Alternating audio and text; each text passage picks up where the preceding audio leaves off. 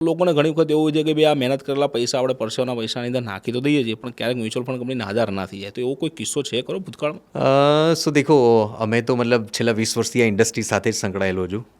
અને પહેલી વસ્તુ ખાસ તમારા દર્શક મિત્રોને એ કહીશ કે મ્યુચ્યુઅલ ફંડમાં તમે ઇન્વેસ્ટમેન્ટ્સ કરો છો ને, તો એક વસ્તુ ખાસ ધ્યાનમાં રાખો કે આની અંદર નાદારી પોસિબલ નથી, કારણ કે એક ટ્રસ્ટ એક્ટની અંદર કામ કરે છે.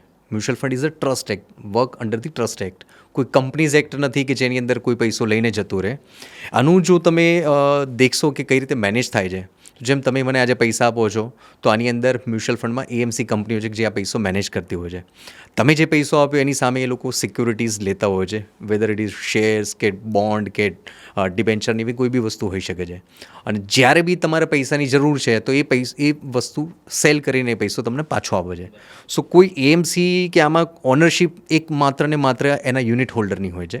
સો એવું કોઈ પ્રશ્ન મેં મતલબ એવું કોઈ વસ્તુ મેં છેલ્લા 20 વર્ષમાં નથી દેખેલી.